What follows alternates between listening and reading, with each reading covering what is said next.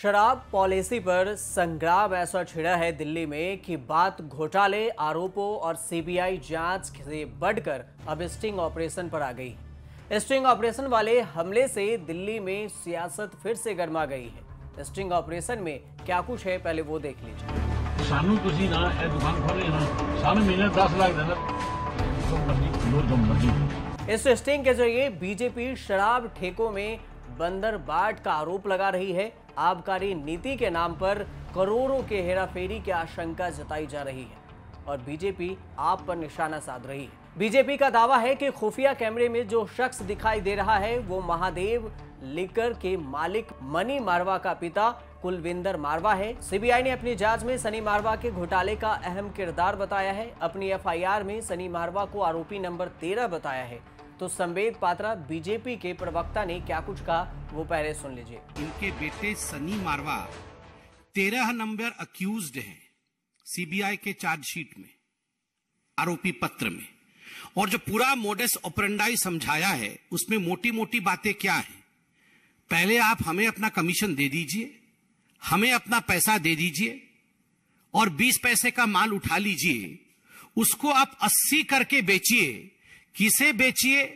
चोरी करिए, उसको गलत तरीकों से बेचिए, इलीगल तरीके से बेचिए, एक का 2 करिए, एक का 1 फ्री करिए, हमें कोई मतलब नहीं है। जो करना है करिए, हमें अपने कमीशन से मतलब है।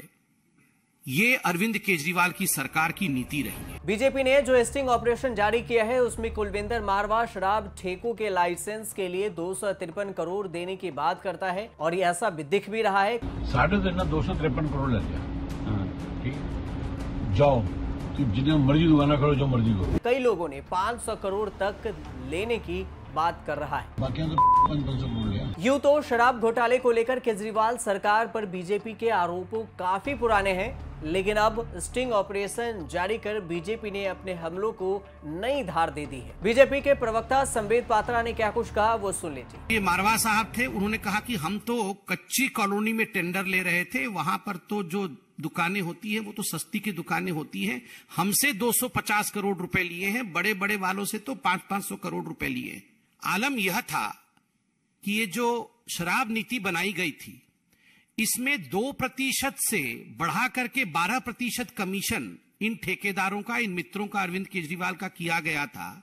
20 पैसे का मान लो, जो मर्जी करो, सानू फिक्स्ड पैसे दे दो, सरकार का रोल खत्म, जो मर्जी करो, हमें पता नहीं, चोरी करो, जो करना है करो। आपने सुना मारवा साहब। उधर स्टिंग ऑपरेशन जारी होने के बाद मनीष सिसोदिया खुद सामने आए। बीजेपी की ओर से जारी वीडियो पर सवाल उठाया, वीडियो में किए गए दावों को मजाक बताया दिल्ली के उप मुख्यमंत्री मनीष सिसोदिया ने, और उसके बाद क्या कुछ कहा वो सुनिए। सीबीआई से एक तरह से क्लीन चिट मिल गई कि जी इनके पास तो कुछ नहीं मिल रहा, तो अब बीजेपी कह रही है जी देखो सीबीआई नहीं ढूंढ पाई, अब हम स्टिंग करके देंगे।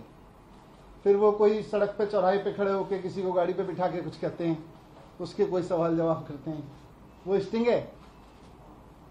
मजाक है। तो ऐसे स्टिंग मेरे पास भी है, मैं भी दे दूंगा कल बहुत सारे, फिर आप उसको भी चलाना। इतना ही नहीं, सिसोदिया ने खुद के खिलाफ जांच को एक सीबीआई अधिकारी की खुदकुशी से जोड़ दिया। फिर से बीजेपी ने सवालों के जवाब की बजाय हमलों का रुख मोड़ लिया। मनीष सिसोदिया ने उसके बाद क्या कहा वो सुन लीजिए। अधिकारियों पे इतना दबाव क्यों बनाया जा रहा है कि वो आत्महत्या करने जैसा कदम उठाने पे मजबूर हों? आप अपने राजनीतिक विरोधियों को कुचलने के लिए अपनी ही सरकार के अधिकारियों को और कितना टॉर्चर करोगे? मनीष सिसोदिया के इस जवाब को बीजेपी मुद्दों से भटकाने वाला बता रही है। शराब नीति की जांच के बीच जनता को बरगलाने के आरोप भी लगा रही है। इस बीच केंद्रीय मंत्री अनुराग ठाकुर और दिल्ली के पूर्व अध्यक्ष मनोज तिवारी ने क्या कुछ कहा वो सुनिए। जितने सवाल, जितने प्रश्न हम करते थे उस सारे प्रश्नों का जवाब ये स्टिंग ने दे दिया है।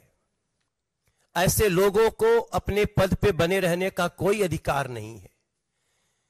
लेकिन हमारा मन ये भी कह रहा है कि सही मायने में दूध का दूध, शराब का शराब जारी है।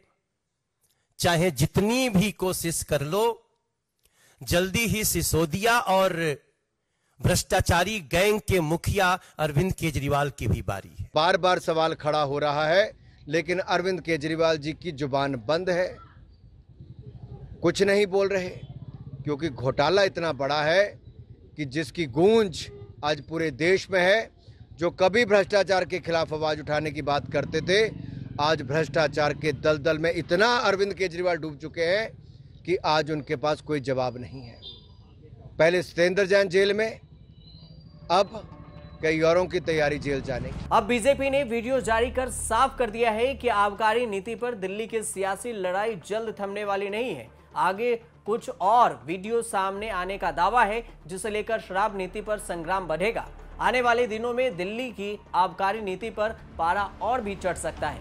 लेकिन सबसे बड़ा सवाल ये कि दिल्ली की लड़ाई केजरीवाल, एलजी और बीजेपी के बीच में है, तो देखना यह होगा कि इन तीनों की लड़ाई में दिल्ली की जनता को राहत कब मिलती है।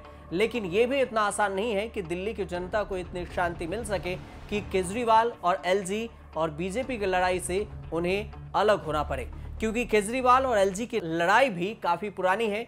एलजी पर केजरीवाल पिछली बार भी आरोप लगाए थे कि उन्हें दिल्ली में एलजी काम करने नहीं देता, क्योंकि एलजी बीजेपी के इशारे पर काम करती है। लेकिन ये आरोप साबित नहीं कर पाए थे केजरीवाल। बार बार काम में बाधा डालने की बात कर रहे हैं, लेकिन शांति के लिए वो उनसे मदद भी मांग रहे हैं, केंद्र सरकार से मदद भी मांग रहे हैं। लेकिन दिल्ली के सियासत की पारा और भी चढ़ने के लिए आशंका जताई जा रही है। आगे क्या कुछ होता है वो देखना बेहद ही लाजमी होगा। आप देखते रहिए न्यूज़ तक।